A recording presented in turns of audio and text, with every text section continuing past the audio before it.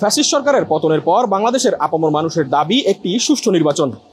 এই সুষ্ঠু নির্বাচনের লক্ষ্যে যার যার জায়গা থেকে কাজ করে যাচ্ছে দেশের বিভিন্ন রাজনৈতিক দল, নির্বাচন কমিশন এবং বাকি অংশীজনেরা। ইতিমধ্যেই আমরা যেমনটি দেখেছি, নির্বাচনের সংবাদ প্রচারণা নিয়ে দেওয়া হয়েছে নীতিমালা। প্রশ্ন হচ্ছে, এই নীতিমালা গ্রহণ করার পূর্বে সাংবাদিকদের সাথে কথা বলা হয়েছে কিনা। চলুন আমরা সেই বিষয়টি সম্পর্কে আজকে জানার চেষ্টা করব। ত্রয়োদশ জাতীয় সংসদ নির্বাচনকে সামনে রেখে সাংবাদিকদের জন্য নীতিমালা ঘোষণা করেছে নির্বাচন কমিশন। গত 23 জুলাই এ নীতিমালা ঘোষণা করেন এএমএম নাসির উদ্দিন কমিশন। অভিযোগ উঠেছে, নতুন নীতিমালায় অংশীজন গণমাধ্যম ও গণমাধ্যম কর্মীদের কারোরই মতামত নেওয়া হয়নি। এছাড়া ভোট কেন্দ্রে সাংবাদিকদের অবস্থান নিয়ে সময় বেঁধে দেওয়ায় আপত্তি জানান গণমাধ্যম কর্মীরা। ভোট কক্ষে 10 মিনিটের বেশি অবস্থান করা যাবে না এবং সেখানে কোনো কারো সাক্ষাৎকার নেওয়া যাবে না। এখন আমি ধরে নিলাম যে একটি ভোট কক্ষে আপনার হচ্ছে কারচুপি হচ্ছে, অথবা একজনের ভোট আরেকজন দিচ্ছে। ওই সাক্ষাৎকারটা, ওই ঘটনাকে আমি প্রুফ করবো কীভাবে? সেখানে যারা প্রত্যক্ষদর্শী তার সাক্ষাৎকারকে আমি নিব না, যে এখানে এই কাজটি করছেন, অন্যায় কাজটি তার সাক্ষাৎকার নিব না।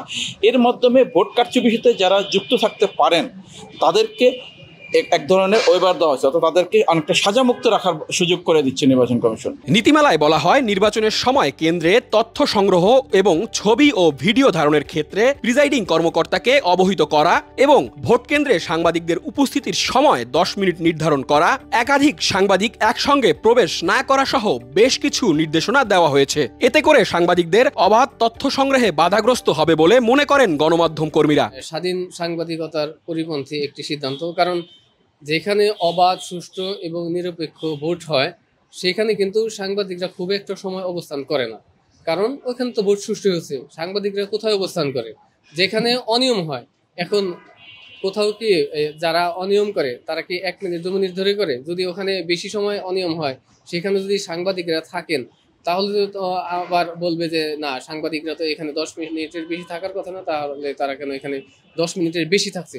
তো এইখানে এই সময়ের যে বাধাটা, এটা আমার মনে হয় যে আনারই কোনো প্রয়োজন ছিল না, কারণ সাংবাদিক তো বিনা কারণে নিশ্চয়ই কোনো একটা কেন্দ্র পাহারা দেবে না।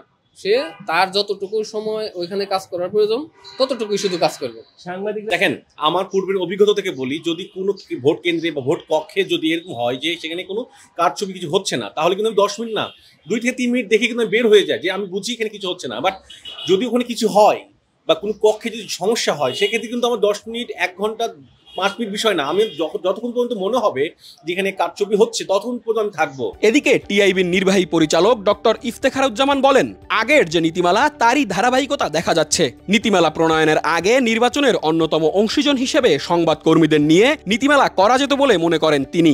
আগের তুলনায় যে খুব বড় ধরনের ডিফারেন্ট কিছু একটা আলাদা কিছু হওয়ার কথা তাও নয়, তারপরেও মূল বিষয়টা যেটা হচ্ছে যে এক ধরনের একই চর্চার বিষয়টা, একই ধরনের নিয়ন্ত্রণমূলক কিছু কিছু ধারা এখানে আছে। এটা এক। আর দ্বিতীয় হচ্ছে যে এখানে উচিত ছিল যে নীতিমালাটি চূড়ান্তকরণের আগে যারা অংশীজন, বিশেষ করে সংবাদকর্মী, যারা মাঠ পর্যায়ে কাজের অভিজ্ঞতা আছে এবং যে অভিজ্ঞতাটা বর্তমান প্রেক্ষিতে গুরুত্বপূর্ণ হতে পারত, সেগুলোকে বিবেচনায় নিয়ে উচিত ছিল নির্বাচন কমিশনের অংশীজনকে সম্পৃক্ত করে, বিশেষ করে সংবাদকর্মীদের প্রতিনিধিদেরকে সম্পৃক্ত করে এই নীতিমালাটি করা, যেটা করা হয়নি আমার জানা মতে। এটা ভালো দৃষ্টান্ত হয়নি, আমি মনে করি সেটা উচিত ছিল।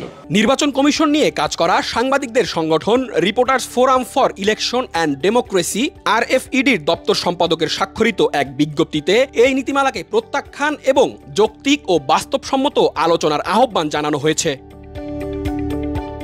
নাইমুল ইসলাম, সময়ের আলো, ঢাকা।